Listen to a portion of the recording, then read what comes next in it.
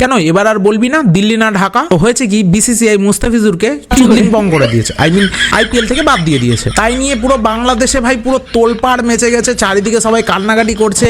এখন ওরা বলছে যে না, মুস্তাফিজুরকে বাদ দেওয়া জাতির অপমান, বাংলাদেশের অপমান। এই নিউজটা দেখার পরে এই বুকটা, এই হৃদয়টা চিরে যদি দেখাইতে পারতাম আপনাদেরকে কতটা কষ্ট লাগছে, ক্রিকেট বোর্ড এই কাজটা কেমনে করলো? হ্যাঁ না, ফার্স্টে শুরু কারা করেছিল? তোরা প্রথমে বলবি যে দিল্লি না ঢাকা, ভারতীয় পণ্য বয়কট করবি, ভারতকে বয়কট করবি, ভারতের হাই কমিশনারকে বয়কট করবি, তারপরে আমাদের সেভেন সিস্টারকে, তোদের ওই হাসনাত আবদুল্লাহ, তোরা বলবি ভারতের সেভেন সিস্টারকে দখল করবি। আর আমরা কোথায় একটা তোদের একটা জাস্ট হচ্ছে প্লেয়ারকে ইন্ডিয়া থেকে দূর করলাম, তাই ভাই তোদের একবারে গা পা পুরো একদম জ্বলে গেল, পুড়ে গেল। হ্যাঁ, মানে 11 জন প্লেয়ারকে অপমান করা, একটা প্লেয়ারকে অপমান করা মানে দেশকে অপমান করা। আগামী টি-20 বিশ্বকাপে আমাদের দেশের প্লেয়াররা ভারতে খেলতে না, প্রস্তাব করতেও যাবে না। এন্ড আমি জানি না বাকি সবাই কি বলবে, বাট আমি তো বলবো একদম ঠিক করেছে, because nation come first. Music